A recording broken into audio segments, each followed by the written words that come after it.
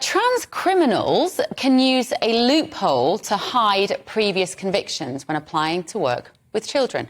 This is according to a new report carried out by Keep Prison's single-sex. Criminal record checks on identity are only carried out if the person applying for the job notifies them of their past. Now, this does raise some concerning issues. So I'm joined now by Debbie Hayton, transgender teacher and journalist, and also Dr. Kate Coleman, the director of Keep Prison's single sex. Good morning, ladies.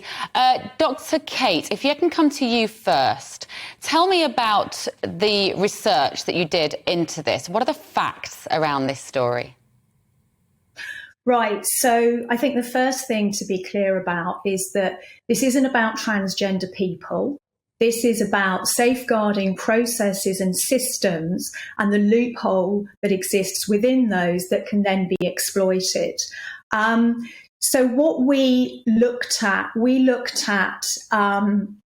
how identity can be changed, either just looking at name on its own, which is something that the Safeguarding Alliance had previously done in their report, looking at how sex offenders can change their name by deed poll and the safeguarding loopholes that arise from that, but then also looking at what happens when there's a simultaneous change of identity involving gender.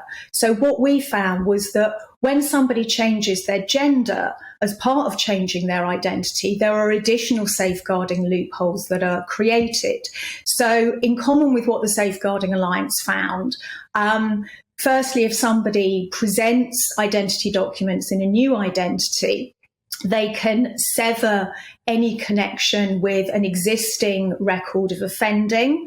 So they can produce a clean DBS certificate where if they submitted identity documents in their real name, convictions, warnings, whatever would show up. So that's one advantage. The second advantage is that you can present your identity documents which show your acquired gender rather than your sex registered at birth. So the DBS certificate that's produced will, say, for example, state that you are female, whereas in fact your sex registered at birth is male, or vice versa.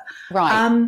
There are additional privacy rights which are granted when somebody changes gender identity. And those are written into the DBS process and mean that information is actually hidden from the DBS certificate. So one thing that I think is really important, and I'm sure Dr. Hayton will agree, is that safeguarding cannot rely on people simply choosing to do the right thing. Okay, Debbie, that cannot be a premise of safeguarding. Okay, thank you, Kate. Debbie, if I can come to you, that all sounds fairly reasonable, doesn't it? If we're protecting children and perhaps women in prisons, then there needs to be a bit more transparency around somebody's previous criminal record. Well, I think Kate's actually pointed out the problem. It's not a problem about transgender people. It's a problem about a system that isn't robust. If it is so easy to not declare a previous identity by leaving it off the form and not telling the DBS, and the DBS can't track those previous identities, then there is a loophole left open, not just for transgender people, but for anybody who decides that they don't want to write a previous identity, a previous name, down on the form. So what do you want to see then, Kate? What changes need to be made and how quickly do we need to do them? Well, our recommendations are that national insurance numbers should be submitted as a mandatory part of making a DBS application, and that those should form part of the check. And the reason for that is that your national identity number, it goes through you throughout your life, it goes with you throughout your life. So although changes of name, changes of gender will be recorded against that number with the relevant dates, your previous names, previous identities won't be erased and you won't be issued with a new number. So that's a very good way of tracking that all the way through. One other point I'd like to make, which is something that people have sort of objected to in the report, is that there's a DBS process called the sensitive applications route, and that is designed for transgender people.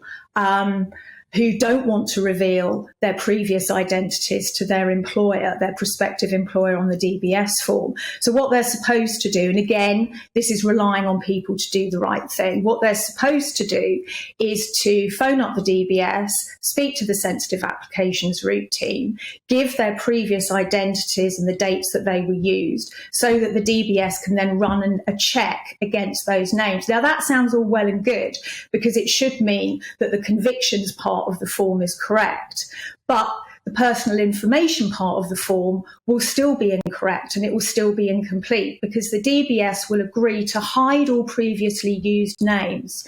Now, as anyone who's got professional involvement in safeguarding will know, knowing exactly who it is that you've got sitting in front of you is absolutely crucial. And part of that is knowing exactly which names that person has ever used. And for all other people who apply for a DBS certificate, their previous names must be listed on the certificate. Okay, Whereas all right. a change of identity, the DBS will agree to hide these. Okay, thank you very much. Debbie Hayton there and Dr. Kate Coleman, a spokesman for the DBS, said all applicants for DBS checks are required to sign a legal declaration confirming they have disclosed both their current and previous identities. This, therefore, applies to transgender applicants.